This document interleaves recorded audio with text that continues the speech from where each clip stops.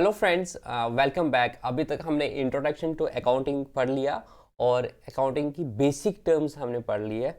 आज के लेक्चर में हम अकाउंटिंग के कुछ कंसेप्ट्स होते हैं जो हमें पता होने चाहिए। कंसेप्ट्स के साथ आप याद करो, क्योंकि मैंने आपको बोला था कि हम लैंग्वेज सीख रहे हैं, अकाउंटिंग की लैंग्वेज।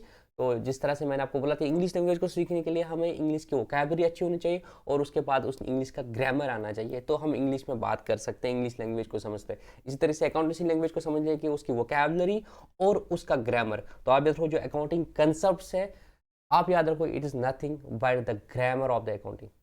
ठीक है, तो मोटा मोटा उससे एक आइडिया मिलेगा कि क्या ग्रामर है, किन चीज़ों का हमें मद्देनजर रखना है। ठीक है ना।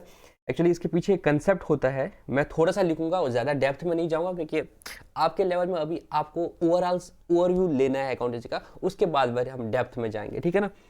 तो there is a concept called GAAP, gaps बोलते हैं इसको। इसका फुल फॉर्म है जनरली एक्सेप्टेड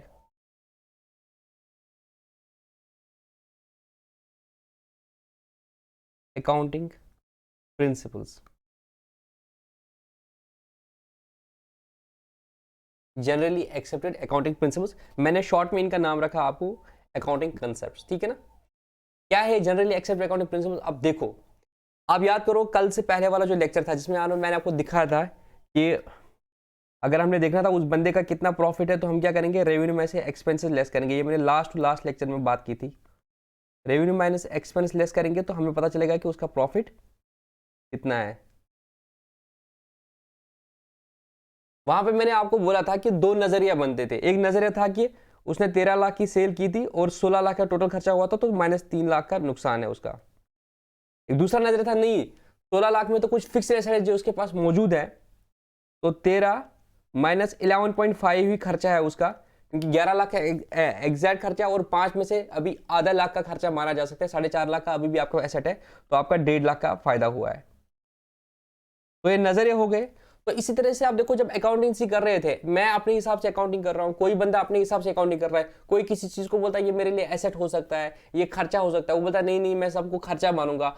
तो उससे क्या होगा ना, यूनिफॉर्मिटी नहीं आएगी।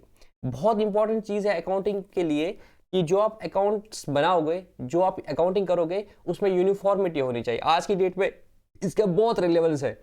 अगर एक बंदा एक हिसाब से अकाउंटिंग करेगा, दूसरा बंदा दूसरे हिसाब से अकाउंटिंग करेगा, तो जिन लोगों को ये अकाउंटिंग इन्फॉर्मेशन चाहिए, जिनको हम users of the finance problem है, उनके पास सही इन्फॉर्मेशन नहीं पहुंचेगी।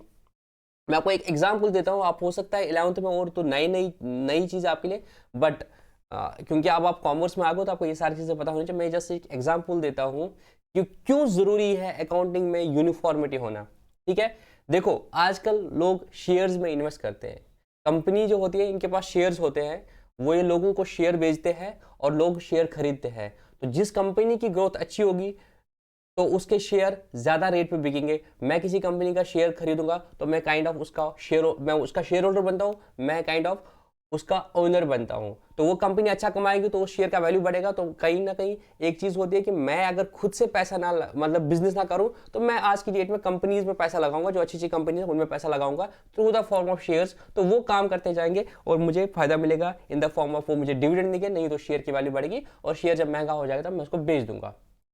एग्जाम्पल मैं देता हूं आपको, एमआरएफ का शेयर। एमआरएफ का शेयर जब निकला था, उस कंपनी ने 10 रुपए का निकालता है। आज वही शेयर 85,000 रुपीज का है। ठीक है ना, आपने सुना होगा ये शेयर मार्केट में, थोड़ा थोड़ा इंटरेस्ट डालते ना इस चीज में। तो अब शेयर्स में मुझे लगाऊंगा तो किस कंपनी शेयर में लगाऊंगा, तो मैं उस कंपनी की क्या पढ़ूंगा, उस कंपनी की बैलेंस शीट देखूंगा, उस कंपनी का प्रॉफिट एंड लॉस देखूंगा, देखूंगा कि ये कंपनी कैसे अच्छे परफॉर्म कर रही है, अच्छे से परफॉर्म कर रही है कि नहीं परफॉर्म कर रही है, लॉस में तो नहीं है। बट अगर एक कंपनी दूसरे हिसाब से अकाउंटिंग करती है, दूसरी कंपनी दूसरे और किसी से अकाउंटिंग करती है, इनमें यूनिफॉर्मिटी नहीं है। एक कंपनी एक चीज को खर्चा मान रही है और दूसरा चीज उसको एसेट मान रही है, तो क्या होगा उस चीज से, मैं सही डिसीजन नहीं ले सकता कि मुझे किस कंपनी में लगाना चाहिए। तो एक जरूरत महसूस होती है कि ये सब कंपनियां क्या करें, एक ही तरह के अकाउंटिंग मतलब अकाउंटिंग फॉलो करें। तो इसीलिए क्या हुआ, ये तो इंडिया में हो गया ऐसी चीज, इसलिए ग्लोबली ऐसा हो गया कि अब तो हम ग्लोबल कंपनीज में भी इन्वेस्ट करते हैं। मैं यहाँ बैठ के एप्पल के शेयर में इन्वेस्ट कर सकता हूँ, फेसबुक के शेयर में इन्वेस्ट करूंगा। तो बट मैं फील तो करूंगा ना भाई, उनकी फाइनेंशियल रिपोर्टिंग अगर डिफरेंट हो गई, वो किसी चीज को वहां पे, जो यहाँ पे हम जिस चीज को एसेट मानते हैं वहां पे एक्सपेंस मानते हैं, तो मैं सही डिसीजन नहीं ले पाऊंगा कि उनका रियल प्रॉफिट कितना है, जब तक यूनिफॉर्मिटी नहीं हो तो एक फील आती है कि भाई यूनिफॉर्मिटी होनी चाहिए अकाउंटिंग में। तो उससे चक्कर में क्या हुआ है, ग्लोबली लोगों ने जब मेहनत की है अकाउंटिंग पे और काम कर दिया, तो ऐसे अकाउंटिंग प्रिंसिपल्स आए जो यूनिवर्सली एक्सेप्टेबल हो गए कि सारे लोग बोल रहे हैं कि ऐसे ऐसे ही करेंगे अकाउंटिंग में, इस चीज को ऐसे करेंगे। तो कुछ रूल्स बना दिए गए, ठीक है ना। तो उन्हीं रूल्स को सारे फॉलो करेंगे तो हम बोलेंगे कि ये अकाउंटिंग में यूनिफॉर्मिटी है। तो बेसिक अकाउंटिंग अगर करनी है तो ये चीजें फॉलो करनी है, ये रूल्स है जो मद्देनजर रखें। आप कोई भी लॉ पढ़ते हो, साइंस में भी इसी तरह से इर्तिका होगी, इवोल्यूशन होगी कि किसी ने एक लॉ बना दिया, फिर उसके बारे में कुछ एजम्पशंस बोले कि ये एजम्पशंस फॉलो करनी है, तो इस चीज के लिए आपको ये चीज करना पड़ेगा, है ना। तो इसी तरह से अकाउंटिंग के प्रोफेशन में इस तरह से एवोल्यूशन आ गया कि कुछ प्रिंसिपल्स है, बेसिक सेट्स है जो फॉलो करने पड़ेंगे। वो जब फॉलो कर दिए तो तभी जाके यूनिफॉर्मिटी आ गई। आप कंपैरिजन कर सकते हो फाइनेंशियल स्टेटमेंट्स, तो जो फाइनेंशियल इंफॉर्मेशन है वो आपकी तभी रिलेवेंट हो सकती है, उससे आप तभी डिसीजन सही से लेते हो जब सबकी फाइनेंशियल स्टेटमेंट जो है यूनिफॉर्मली एक सेट ऑफ प्रिंसिपल से बना देगा। उनको बोलते हैं generally accepted accounting principles, because accounting is not that kind of science। अभी मैं आगे पढ़ा दूंगा आपको थ्योरी, जब मैं बाद में आऊंगा। मैं तो पहले चाहता हूं कि आपको अच्छे से अकाउंटिंग समझाऊं, फिर मैं आपको ये थ्योरी पे जो आता है ना whether accounting is a science और एन आर्ट, उसको मैं बाद में लाऊंगा। बट थोड़ा सा हिंट दूंगा, ये प्योर साइंस नहीं है। साइंस में एक लॉ है, Newton's law of gravity motion है ना। क्या है वो, to every reaction there is an equal and opposite reaction, ऐसे ऐसी चीजें, ये सारी चीजें ना। तो वो लॉ होते, वो हमेशा वही चीज करेगा, ठीक है ना। वो क्या होता है, जैसे सनराइज इन द ईस्ट, हम ऐसी बात बोलते हैं, ठीक है ना। तो वो यूनिवर्सल फैक्ट्स होते हैं। अकाउंटिंग उस तरह की साइंस नहीं है कि वैसे ही होगा, इट इज डेवलप्ड ना, ये कोई फिजिक्स नहीं है पीछे कि हाँ ऐसा ही होगा हमेशा, बट ये इवॉल्व किया गया है सिस्टम को। तो किसी ना किसी हद तक साइंस है, बट प्योर साइंस नहीं है। तो इसमें भी अकाउंटिंग प्रिंसिपल है, बट वो यूनिवर्सल ट्रूथ्स नहीं है, ठीक है ना। बट यूनिवर्सली एक्सेप्टेड है, जनरली एक्सेप्टेड है कि हाँ ऐसे ऐसे करना चाहिए। बाद में अगर अकाउंट्स को लगेगा नहीं इसमें ये चीज कमी आ रही है, तो बोलेंगे नहीं इसको ऐसे नहीं करेंगे। बट ओवरऑल जो जनरली एक्सेप्टेड है अकाउंटिंग प्रिंसिपल्स, अकाउंटिंग कंसेप्ट्स, उनको हम पढ़ेंगे कि वो रूल्स हम मद्देनजर रखेंगे। आप ऐसा रखो, अभी हम अकाउंटिंग करने जा रहे हैं, हमने वोकैबुलरी सीखी, अब कुछ बेसिक रूल्स है जिनको मद्देनजर रखते हुए हम अकाउंटिंग करेंगे। तो उन्हीं अकाउंटिंग कंसेप्ट्स में आज तुम्हारे सामने डिस्कस करूंगा और आपको थोड़ा सा फील आ जाएगा कि हाँ हमें अकाउंटिंग ऐसी करनी है। But please do not get demotivated अगर आपको अभी भी उतना मतलब कोरिलेट नहीं कर पा रहे हो। ऐसा नहीं सोचना अकाउंटिंग टफ है, अकाउंटेंसी बहुत आसान है मेरे दोस्तों। बट बियर विद मी, कुछ टॉपिक्स होते हैं जो थोड़े से बोरिंग होते हैं, हालांकि मैं बहुत कोशिश करता हूं कि उन टॉपिक्स को मैं टच ना करूं। बट ये ऐसा ना हो कि आप बोलोगे कि ये आज 5th लेक्चर है और अभी भी हमें अकाउंटेंसी समझ नहीं आ रही है, तो अकाउंटेंसी कहीं टफ तो नहीं है मेरे दोस्तों। मैं आपको एग्जांपल देता हूं, आज की डेट में कितनी सीरीज आती है, ओवर द थिएटर कितनी सीरीज आती है। तो मुझे बता दो, क्या पहले ही सीजन का कोई भी सीजन देख लो, कोई भी सीरीज देखोगे, पहला ही एपिसोड आपको समझ आता है पूरा? क्या आपको उसमें इंटरेस्ट आता है पहले ही एपिसोड में? नहीं आता ना। तो क्या आप बोलते हैं, नहीं यार भाई आप 2 एपिसोड देखो, उसके बाद आपको ना थोड़ा सा समझ आ जाएगा, आपको you will be able to link ना। पहले एपिसोड में आपको कैरेक्टर्स वो इंट्रोड्यूस करेंगे, 10 मिनट तक एक कहानी चल रही है, फिर एक कैरेक्टर ये कहां से टपका, फिर वो। बट 1-2 एपिसोड जब आप देखते हो उस सीरीज के, तो क्या होता है, you are able to connect the dots. अच्छा ये ऐसा है, ये ऐसा है, वो ऐसा है, तो फिर आपको मजा आता है, इंटरेस्ट आता है। तो वही चीज है अकाउंटेंसी में। ये नहीं बोला कि बेसिक अकाउंटिंग कंसेप्ट्स यार ये बाउंसर हो रहा है, इसको क्या करना है, you will be able to connect the dots. But रहो तो सही, ग्राउंड में रहो तो सही। इसको मैं बोलता हूँ, ये मेरी पूरी लेक्चर सीरीज को ऐसा समझ लो जैसे आप नेटफ्लिक्स या अमेजॉन प्राइम पे कोई सीरीज देख रहे हो। ऑनेस्टली बहुत मजा आने वाला है आगे। बट कुछ पहले बेसिक्स होते हैं जहां पे आपको क्या करना पड़ता है, सब्र करना पड़ता है कि ठीक है अभी समझ नहीं आ रहा ना, तो आगे समझ आ जाएगा। दो आई ट्राई कि आपको पहले ही गो में समझ आए। बट कभी अगर आपको लगेगा कि ज्यादा हो रहा है, कोई घबराने की बात नहीं है, डोंट नॉट वरी, उसी पे मत फोकस करो, आगे बढ़ जाओ। जब नेक्स्ट लेक्चर आएगा तो आपको समझ अच्छा ये इसलिए बोला जाता है, ये इसलिए बोला जाता है, you will be able to connect those dots, ठीक है ना। तो आज हम इन्हीं अकाउंटिंग कंसेप्ट्स को पढ़ेंगे। तो आपको क्या सिंपल जाता है, these are the universally accepted, मतलब generally accepted accounting principles, these are the rules of the accounting. इनके बेसिस पे हमें आगे अकाउंटिंग करनी है। कैसे करना है वो बाद में करेंगे, but you have to just remember these accounting principles, ठीक है। और मैं इनको बहुत सिंपल फॉर्म में बोल रहा हूँ, अकाउंटिंग कंसेप्ट्स। और अभी तक मेरे दोस्तों ये याद रखना, जितना मैं बोल रहा हूँ बस उतना ही करना है, उतना ही करना है, ज्यादा डेप्थ में नहीं जाना है। सर कंसेप्ट, कन्वेंशन, फलाना ढिंकाना में क्या फर्क होता है, तो जो मैं मेरे दोस्तों बोल रहा हूँ आपको बस वही करना है, उससे ज्यादा नहीं करना है कुछ।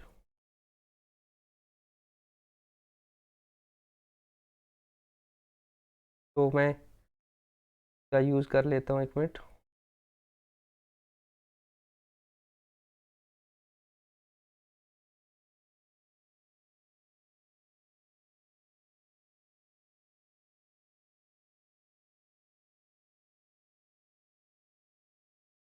एक मिनट में बुक इसमें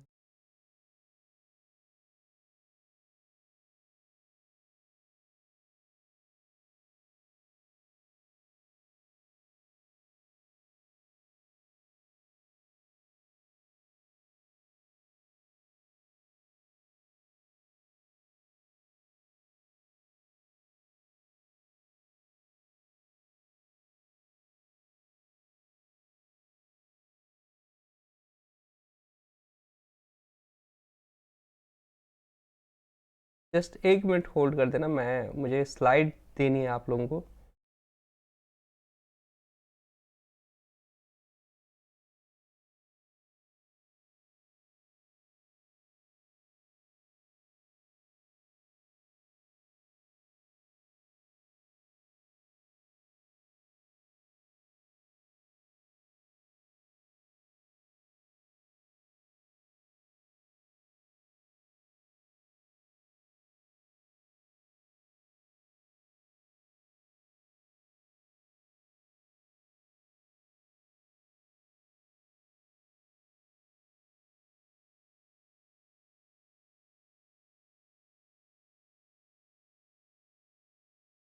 चलो, अभी वो काम नहीं कर रहा है तो मैं इसी पे दिखाता हूँ आपको। तो हम डिस्कस करेंगे अकाउंटिंग कंसेप्ट्स।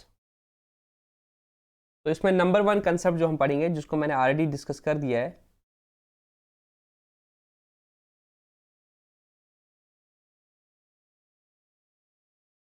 का नाम है बिजनेस एंटिटी कंसेप्ट।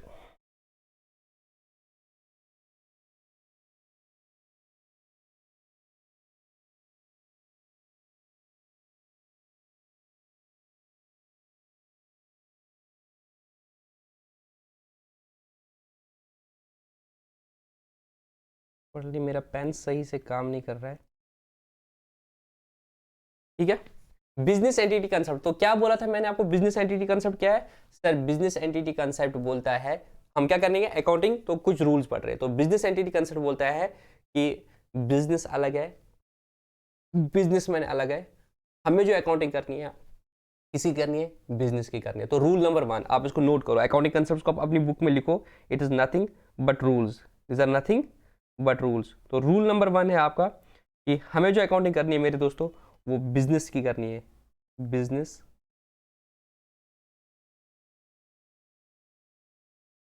मेरा स्टाइलिस काम नहीं कर रहा है अभी, तो आप लिख लो business and businessman are two separate entities. We have to do the accounting of, we have to do the accounting of whom? We have to do the accounting of business and not of businessman। आप इसको लिख लो।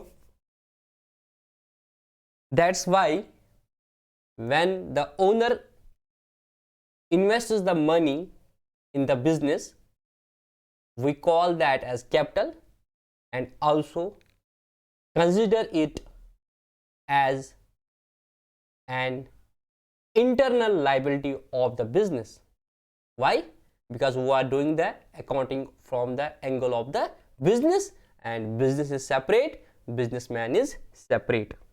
अब इसको note करो, मेरा actually stylish काम नहीं कर रहा है तो मैं ज़्यादा लिख नहीं पाऊंगा, टाइम ज़ाया हो जाएगा। तो basically we consider the owner a separate entity and the business a separate entity, not like owner का ही बिजनेस है। लॉ की नजरों में तो ठीक है, ओनर का ही बिजनेस है तो बिजनेस का कुछ होगा तो ओनर को पकड़ा जाएगा, बट अकाउंटिंग के कंटेक्स्ट में बिजनेसमैन अलग है और बिजनेस अलग है, हम अकाउंटिंग करेंगे बिजनेस की। इस कंसेप्ट का दूसरा नेम है, वो भी आप लोग करो, this concept is also called as separate entity concept. I hope आप कॉपी बना रहे हो। तो the accounting records are made in the books of accounts from the point of view of the business unit and not that of owner. आपको मेरे तो को देख के बुक्स ऑफ अकाउंट्स नहीं बनाना है, बल्कि ओनर बिजनेस के एंगल से बुक्स ऑफ अकाउंट्स बनानी है। तो ओनर के जो अपने पर्सनल एसेट्स लायबिलिटीज है, जो उसका घर वर अपना घर वहाँ सब चीज़ें, उनको हम बिजनेस में मिक्स नहीं करेंगे। ये था business entity concept. I hope आपको समझ आ गया। Concept number 2,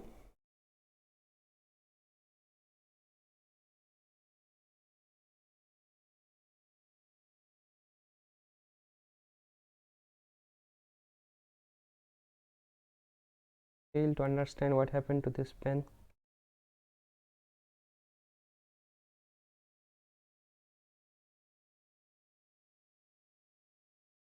Money measurement concept. Money measurement concept. Money measurement मतलब हम जो मेजर करेंगे किस में करेंगे, मनी में करेंगे। मतलब कि हम जो अकाउंटिंग करेंगे वो इन टर्म्स ऑफ मनी करेंगे। हम जो हिसाब करेंगे, हम जो अकाउंटिंग करेंगे पैसों में अकाउंटिंग करेंगे। हम जो हिसाब रखेंगे पैसों में हिसाब रखेंगे। पुराने ज़माने में जब पैसा नहीं होता था, करेंसी नहीं होती, तो अकाउंटिंग कैसे होती थी? अकाउंटिंग होती थी क्वांटिटीज़ में। जब बार्टर सिस्टम होता था, आपने उसको कितना दे दिया, कितने, अगर आटे का होगा तो कितने आटे की बोरियां दे दी, कितने शीप दे दिए, कितना वो चीज़ दे दिया, तो हिसाब होता था क्वांटिटीज़ में। हम अकाउंटिंग यहाँ पे क्वांटिटीज़ में नहीं करेंगे। जैसे मैंने रेडीमेड गारमेंट्स के लिए शर्ट्स खरीदी, तो मैं नहीं बोलूँगा मैंने 10 शर्ट्स खरीदी, बल्कि मैं अमाउंट में अकाउंटिंग करूँगा। मैं अकाउंटिंग जो करेंगे हम अमाउंट्स में करेंगे। और दूसरी चीज़, सिर्फ उन चीज़ों की अकाउंटिंग करेंगे जो मनी में मेजर की जा सकते हैं। 2-3 मतलब निकलते हैं मनी मेजरमेंट कंसेप्ट। एक ये, हम जो अकाउंटिंग करेंगे पैसों में करेंगे।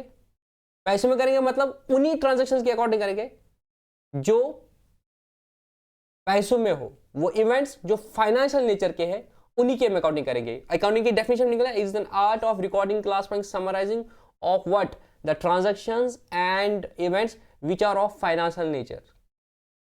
तो वो ट्रांजैक्शंस इवेंट्स जो फाइनेंशियल नेचर के हैं, which can be expressed in terms of money, accounting will be done only of those economic events which are of financial nature. तो मनी मेजरमेंट कंसेप्ट से पहला चीज का निकल गया, accounting will be done of only those events and transactions. लिखो आप, accounting will be done only of those events and transactions which can be expressed in terms of money. इसका उल्टा क्या निकलेगा, those events which cannot be expressed in money, उनकी accounting entry नहीं होगी।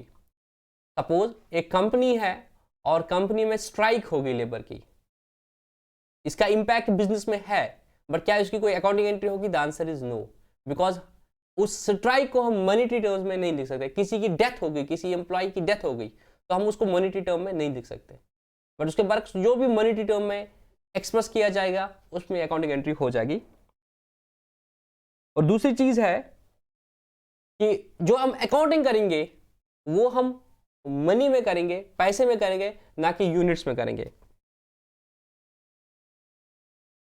तो लिखो, another important aspect of the concept of money measurement is that the records of the transaction are to be kept not in physical units but in monetary unit। तो rupees में लिखेंगे, 1000 का, 2000 का, ना कि क्वांटिटीज कितनी आ गई। मैं रिपीट करता हूं, another important aspect of the concept of money measurement is that the records of the transaction are to be kept not in physical units but in monetary unit।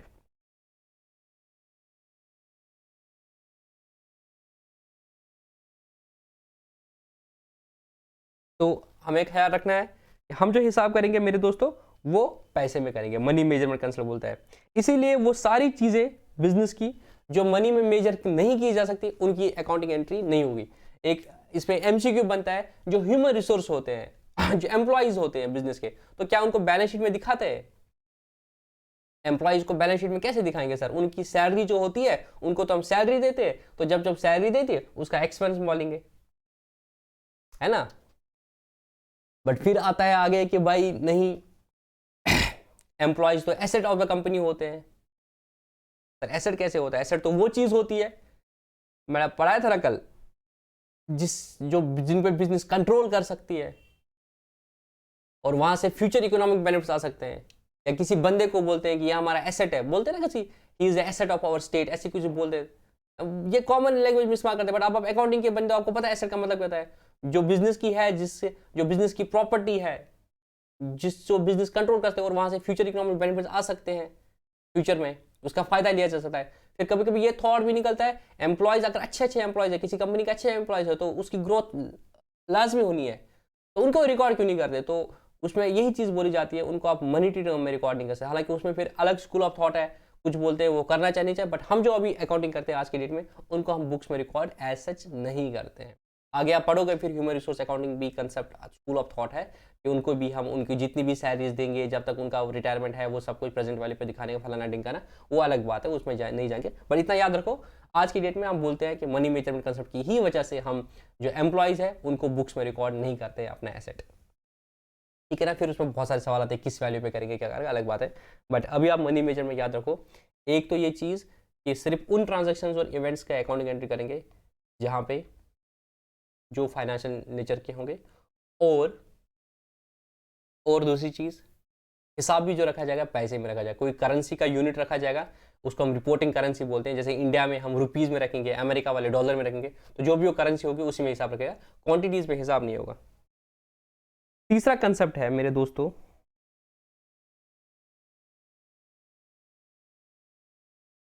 Going concern concept.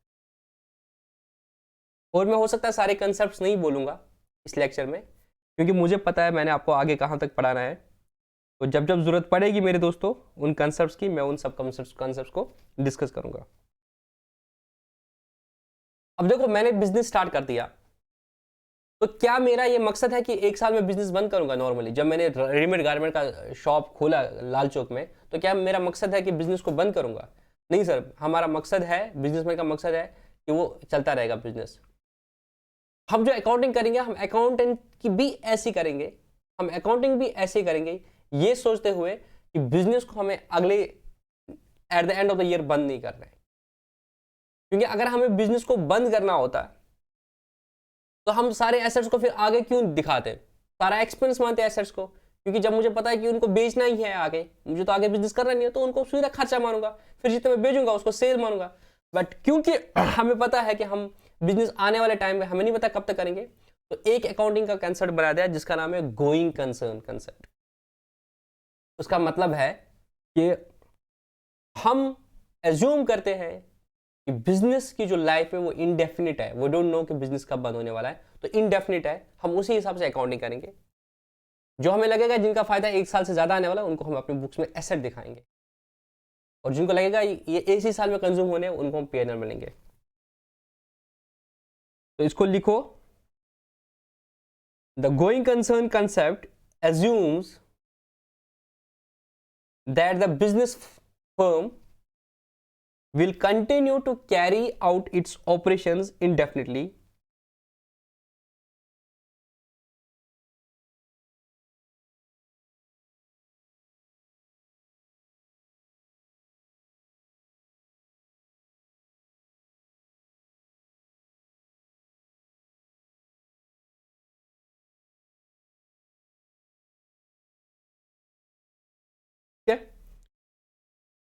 Business indefinite period के लिए रहेगा,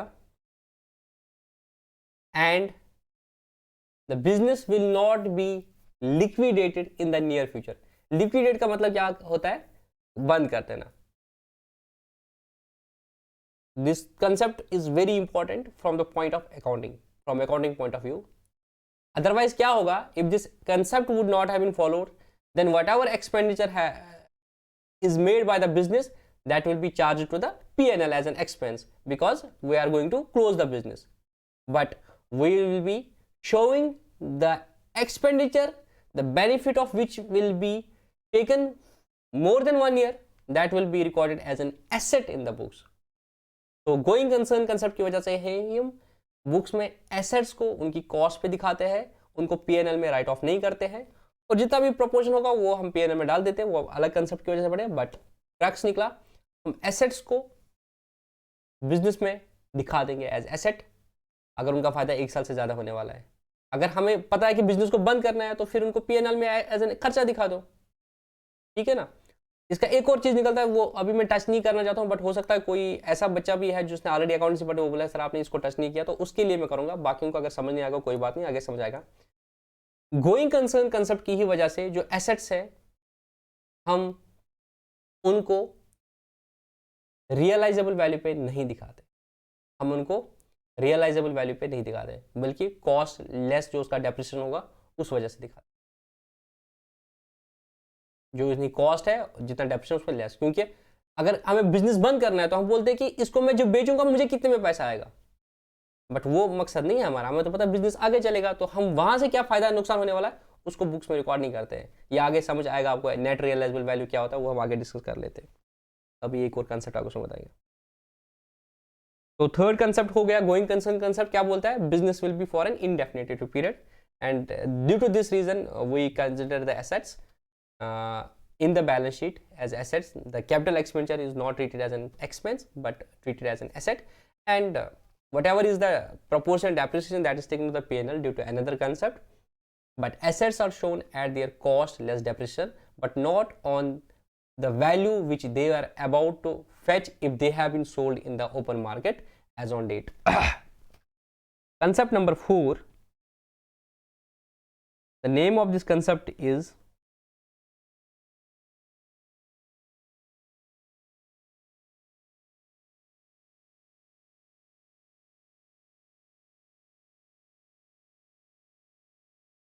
accounting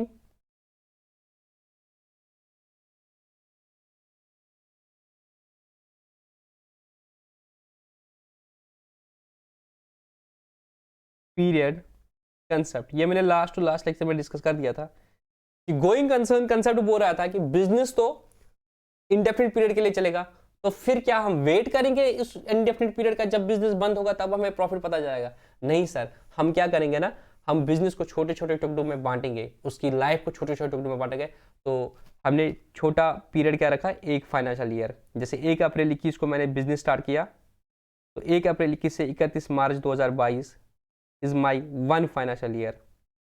तो फिर ये एक accounting period रहा, ये दूसरा अकाउंटिंग पीरियड, ये तीसरा, ये चौथा, ये पांचवा, ये छठा, ये सातवां, ये डिफरेंट अकाउंटिंग पीरियड हमने बना दिए।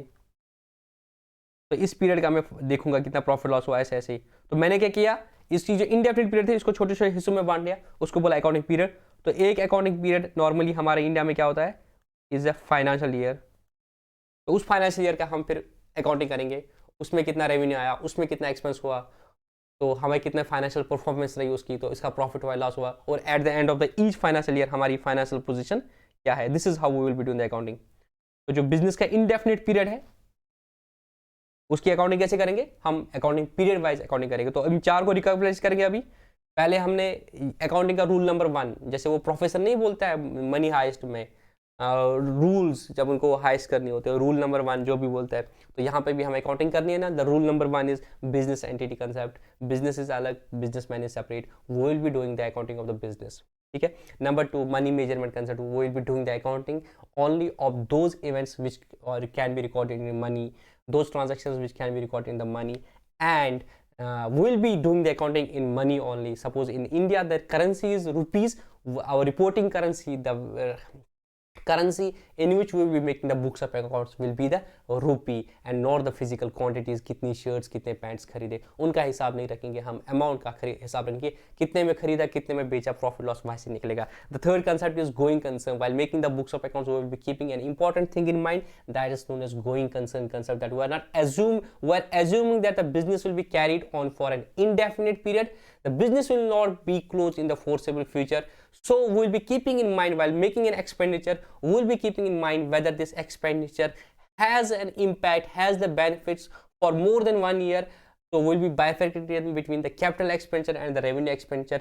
Revenue expenditure will be taken to the P&L, capital expenditure will be taken to the balance sheet as an asset.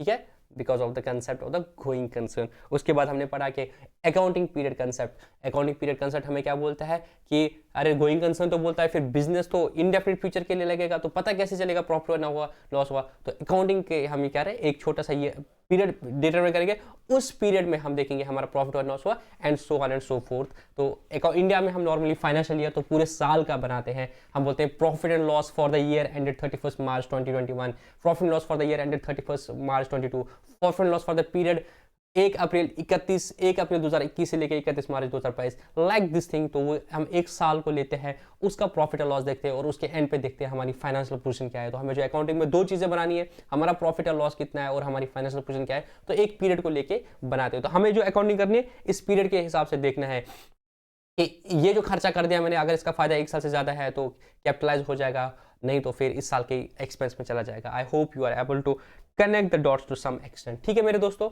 आगे चलते हैं कंसेप्ट नंबर 5 पे। बोर तो नहीं हुआ, अभी आधे घंटे की क्लास हो गई, तो अभी हम आई होप कि आप और बियर करेंगे और आगे चलते हैं।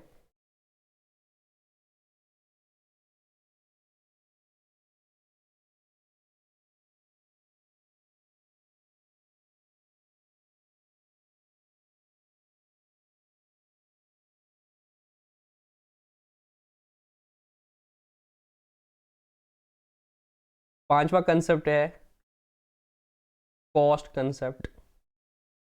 इसका दूसरा कंसेप्ट नाम है हिस्टोरिकल कॉस्ट कंसेप्ट। ये तो क्या नाम है? Cost concept, historical cost concept. What does this concept से? ये बोलता है कि एसेट को जितने पे खरीदा उतने पे ही बुक्स में रखेंगे, जितने पे खरीदा उतने पे ही बुक्स में रखेंगे। अगर उसकी वैल्यू बढ़ेगी तो उसकी वैल्यू को बढ़ाएंगे नहीं, बल्कि उतने पे रखेंगे। तो जितने पे जिस चीज को खरीदा, जो उसकी हिस्टोरिकल कॉस्ट है, उतने पे ही हम उसकी अकाउंट करेंगे। मैं इसकी एग्जांपल देता हूं, पहली एग्जांपल देता हूं, 2-3 एग्जांपल होगा। पहली एग्जांपल देता हूं, अगर मैंने लैंड खरीदी 10 लाख में, 10 लाख में लैंड खरीदी 10 लाख की, तो मैं उस लैंड को अपनी बुक्स में कितने में दिखाऊंगा? मैं जो ऐसे बैलेंस शीट बनाऊंगा उसमें मेरा एसेट रहेगा लैंड 10 लाख का। अगले साल हो सकता है कि लैंड 15 लाख की हो जाएगी, आज से 10 साल बाद हो सकता है लैंड 50 लाख की हो जाएगी, बट मैं तब भी इसको कितने पे दिखाऊंगा? 10 लाख पे दिखाऊंगा। मैं तब भी इसको मेरे दोस्तों कितने पे दिखाऊंगा? 10 लाख पे, because of the concept of cost concept, historical cost concept. जितने पे खरीदा था उतने पे दिखाएंगे, और अगर उसमें कोई डेप्रिसिएशन हो गई तो डेप्रिसिएशन लेस करेंगे, मैचिंग कंसेप्ट के साथ वो आगे आएगा। बट अगर उसकी वैल्यू बढ़ेगी, हम फिर भी उसको बढ़े हुए वैल्यू पे नहीं दिखाएंगे, फिक्स्ड एसेट को उसी कॉस्ट पे दिखाएंगे जितने पे वो परचेज किया था। तो ये अकाउंटिंग का कहीं ना कहीं एक लूप होल भी था। मैंने बोला ये अकाउंटिंग कंसेप्ट्स साइंस के लॉ रूल नहीं है कि हमेशा फॉलो करने पड़ेंगे, यूनिवर्सिटी फॉलो करें, but globally accepted accounting principles है। फिर जिस तरीके से बाकी फील्ड्स ऑफ स्टडीज में एवोल्यूशन होता है, इर्तिका होती है, नए कंसेप्ट आते हैं, नई चीज़ें आते हैं, इन्वेंशन आती है, उसी तरह से साइंस कॉमर्स में अकाउंटेंसी में भी इसी तरह से एवोल्यूशंस हो गए। तो आज की डेट में कॉस्ट कंसेप्ट को के साथ साथ लगा कि इसका एक बहुत ही बड़ा ड्रॉबैक है। ये तो ठीक है, हमने बोला था cost concept it was making sense, but इसकी एक डिलिमिटेशन भी है, क्योंकि बैलेंस शीट आपकी बोलता है कि फाइनेंशियल पोजीशन ये है ना, तो अकाउंटिंग जो इंफॉर्मेशन बनेगी वो क्या होनी चाहिए? वो रिफ्लेक्ट करनी चाहिए था ना बिजनेस की, भाई बिजनेस के पास एसेट्स कितने, लायबिलिटीज कितने हैं। अब मुझे डिसीजन लेना है, मैं देखो यार इसकी लैंड तो 10 लाख की है, बट रियलिटी में वो लैंड कितने की है आज की डेट में? तब वो 10 साल पहले खरीदी थी 10 लाख, आज की डेट में उसकी वैल्यू 50 लाख है, बट बैलेंस शीट तो उसको 10 लाख पे दिखाएगा। तो कहीं ना कहीं कॉस्ट कंसेप्ट जो था पिटता था, ये सही इंफॉर्मेशन नहीं देता था। तो इसका अभी आज की डेट में एक नया कंसेप्ट आया है, फेयर वैल्यू। मैं उसको डिस्कस करूंगा आगे, बट ये कॉस्ट कंसेप्ट का एक तोड़ आया है, या ऐसा बोलो कि एक और ऑप्शन दिया है फेयर वैल्यू का। कॉस्ट कंसेप्ट आपको समझ आया कि जितने पे खरीदा था उतने पे रखेंगे, बनाएंगे नहीं, जैसे एग्जांपल लैंड की है। फेयर वैल्यू बोलता है नहीं, आप बिजनेस को ऑप्शन है, वो अगर चाहे तो अपने एसेट्स को फेयर वैल्यू पे दिखा दे कि आज की डेट में उनकी फेयर वैल्यू कितनी है, ताकि जो जिनको ये फाइनेंशियल इन्फॉर्मेशन चाहिए उनको ट्रू पिक्चर पता आ जाए बिजनेस की। अब फेयर वैल्यूएशन होगी तो मैं दिखा सकता हूँ 50 लाख का मेरे पास एसेट है, जो कि वाकई वही है, 50 लाख आज की डेट में उसकी फाइनेंशियल पोजीशन है।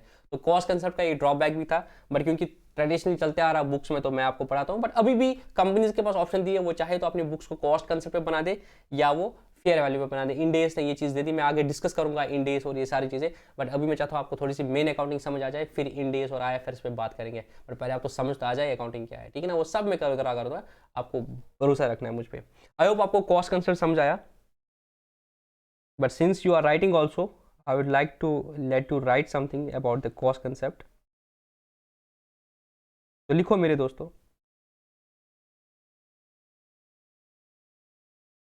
the cost concept states that the assets will be recorded in the books of accounts at their purchase price only.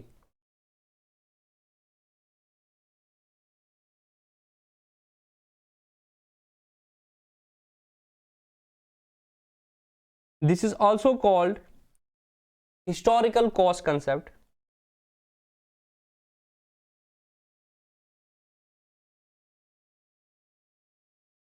because even if the value of the asset increase in the subsequent years,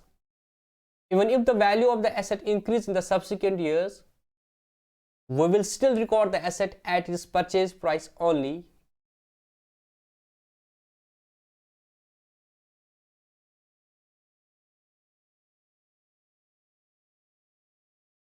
Full stop. Bracket, note, NOT, note.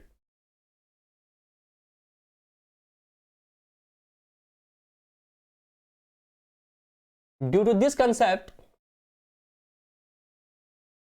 there is an inherent limitation in the accounting. There is an inherent limitation in the accounting because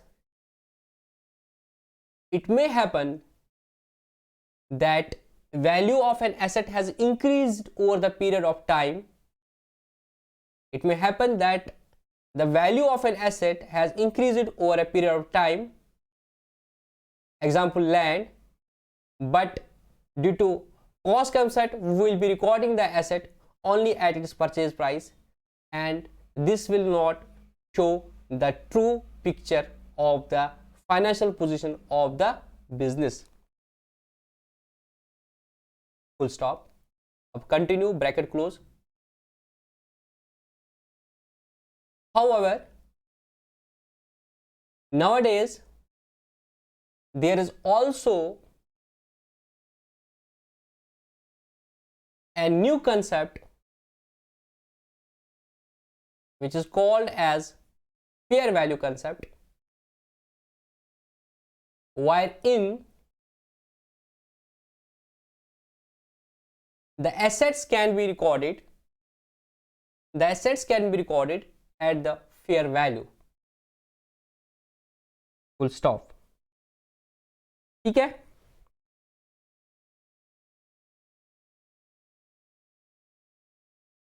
तो since अभी आप क्या बोलते हैं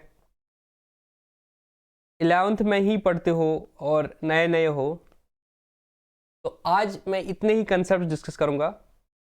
हमने 5 concept discuss कर दिए: business entity concept, money measurement concept, going concern concept, accounting period concept और कॉस्ट कंसेप्ट। नेक्स्ट लेक्चर में इंशाल्लाह इसके जो बाकी कंसेप्ट हैं उनको डिस्कस करेंगे, और उस तरीके से हमारा ये चैप्टर क्लोज हो जाएगा अकाउंटिंग कंसेप्ट्स का। और उसके बाद हम मेन अकाउंटिंग पे आएंगे, फिर वापस मैं लाऊंगा आपको कुछ और चीज़ों पे थ्योरेटिकल पॉइंट ऑफ व्यू से। बट इंशाल्लाह नेक्स्ट लेक्चर में हमारा ये अकाउंटिंग कंसेप्ट कंप्लीट हो जाएगा, और फिर हम मेन अकाउंटिंग पे आ जाएंगे, अकाउंटिंग प्रोसेस को समझेंगे, और फिर साथ साथ में थ्योरी चलती रहेगी मेरे दोस्तों, ठीक है ना। आई होप आपको लेक्चर अच्छा लगा। एंड अभी भी क्योंकि जस्ट बैच स्टार्ट हो गया है तो अभी भी चांस है कि आप अपने फ्रेंड्स के साथ इनको शेयर कर दीजिएगा, ताकि उन्हें एटलीस्ट ये इस चीज़ से वो महरूम ना रहे। ठीक है, द आइडिया इज़ कि क्वालिटी एजुकेशन को हमें